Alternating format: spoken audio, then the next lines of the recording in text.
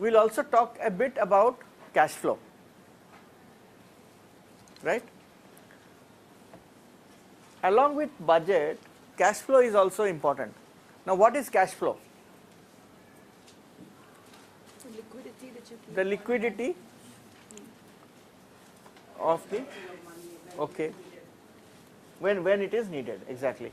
So how will you find out when the money is needed? From the budget. From your past experiences, about how you conduct your day to day. And your budget will tell you that you planned quarterly or monthly. Exactly.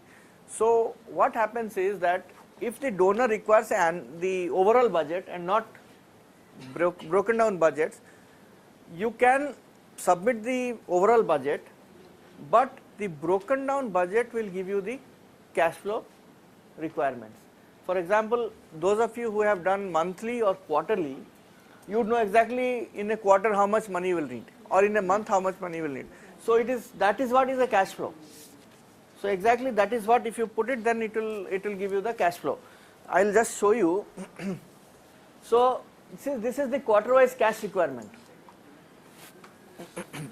You must have done this already. The total requirement is 2 lakhs. First quarter we need 30,000. Second quarter we need 69,000 and 12,000. So this is our cash flow requirement. So if the donor has to be told that we need 30,000, otherwise we cannot start this project. So at the beginning we need this amount. Or if you have a monthly, then you can even say the first month at least we need this much. So out of 30,000, at least for the first month you give us this amount. So this is very important component along with the budget. You can prepare it in this way also, like your opening balance will be 0, receipts grant 30,000, and payments this, and this will be 0. Now in some cases what we also do is that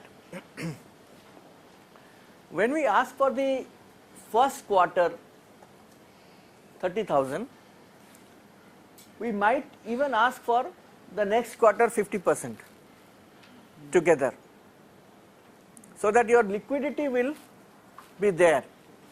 So what we do is that once we ask for 30,000 and then hear about another 35,000 or something, or then you spend the money, and at this closing balance there will be 35,000 remaining. So that you can take it to the quarter 2 as opening balance. So your liquidity is there, and then so at the last quarter only it will become 0. So this is another also way of projecting a cash flow. So whichever is negotiated with the donor, that needs to be worked out. So this is something that will give us the cash requirement, and then when you negotiate with the donors, you can always say that for startup I need so much, but this could be adjusted during the period of implementation. Unfortunately, the organizations working with establishments such as government and others, the schedule variance is so much, it becomes sometimes humanly impossible to really factor in those aspects. So in such scenario, how cash flow needs to be managed? Are there any better way to... Can you say it again? What cannot happen? Schedule variance is so much. Variance of schedule is when you prepare your activity sheet. Activities happening in first quarter might happen later. Get delayed to quarter 2 or quarter 3 sometime at the end, till the end of the year. And the variance is so much, and some of the activities which we have planned to the later quarters needed to be preponed and so on and so forth. So such volatility, how is there any better way to manage it? So if the projected activities will not, for example, if you have planned certain activities in the first quarter, right, and it doesn't happen, like meeting with commissioner, actually we have this case study has got another component where actually things will not happen. when we do a full-fledged budget workshop, then we will go to the different steps. So then cash flow, then this thing will not work, then readjust the budget and so on. So in that, I think, if I remember, then this meeting will not happen, or that meeting will, something will not happen, or it will happen later and so on. So how do you shift? So this should be made a dynamic document, and it should be readjusted. It cannot, you cannot, in that case, you cannot firm it up and not move an inch. Then it becomes useless. Then the document doesn't work. So you have to keep on adjusting. In the first quarter, when you implement, then you see which are the activities which need to be shifted to the next quarters. Then when you do a review at the end of the first quarter or first month, then you will see, okay, these activities we did not do, and then we have to move it to the next quarter. So the next quarter fund requirements will go up. If you have already received that money for that quarter, then it will appear as the opening balance in the next quarter. So this document needs also to be kept like a review document or a monitoring document.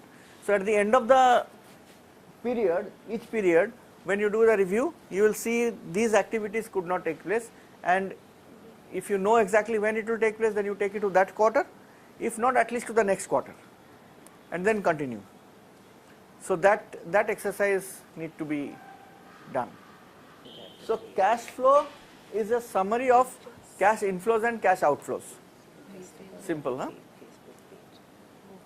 And this is, cash flow is always linked to the budget. So once you cannot prepare the cash flow without the budget, and you cannot prepare the budget without what? Plan. Yes, exactly. So you need to have a plan, then you need to have a budget, then you need to have a cash flow. When is the money required, how much, where it will come from, where it will go? Simple questions to answer. So cash flow statement is a statement that indicates the ability of an entity to generate cash and cash equivalent. Sometimes, in fact, in this particular case study, we have also, when we do a proper only budgeting workshop, we also put in own means of contribution, community contributions, non-cash components. So there are a lot of complications that would create for a 2 days workshop only on budgeting. So there we bring in community contribution. There will bring in that donor is not able to provide so much of money. So all those adjustments should happen. So advantages, of course, information that enables user to evaluate the changes in net assets, financial structure. These are, yes. In-kind supports are accounted in the budget. Yes, in cash equivalent form. Therefore, I put here, if you see, cash equivalents. Generates cash and cash equivalents. Some donors would like it to stay outside of the budget. Some donors say that you bring in cash equivalents into the budget for monitoring and reporting purposes. So it depends on how you have negotiated. What is best for the organization? You see, now it's about community contributions. Now that is another big area. Just to say very briefly, first of all, Income Tax Act does not recognize non-cash contributions. Okay, so when you file your returns, non-cash has to be kept outside of the returns, right? From a project point of view, it is good to put non-cash as well, so that you see how much of the ownership of the project is there. However, with a rider, the thing is that when you quantify non-cash, there are no standard measurements available. It could be abused, right? 1 cup of tea in a village and 1 cup of tea in YMCA. So you say, okay, cup of tea in village. So you put YMCA rate. So therefore those comparability parameters are not established. So therefore, if we have to put it in the budget, you have to be extremely careful that it is near to the reality. Otherwise, it will be complete abuse of the financial statement, it will not give you proper figures. Cash includes cash in hand, cash at bank, short-term, highly liquid investments. Frequency, monthly projections is desirable, or at least quarterly is definite. Non-cash be included, non-cash are excluded by very name, but in case you can quantify it clearly, then it is good to include it. Disclosure may be made in financial reports regarding non-cash components. Interest received should be, normally donors also say how much of interest you have earned on our money, so that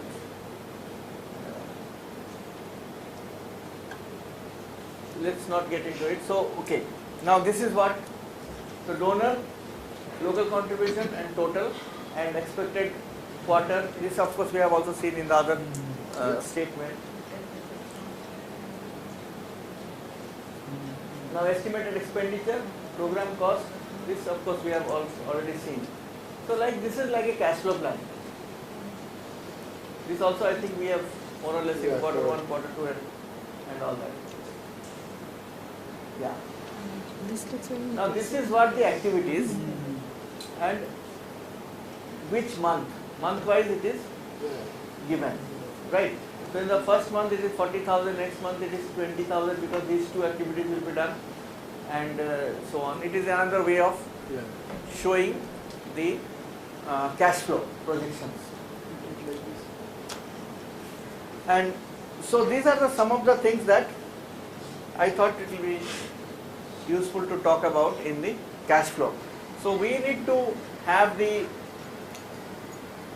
plans, budgets, cash flows, then we are ready for implementation.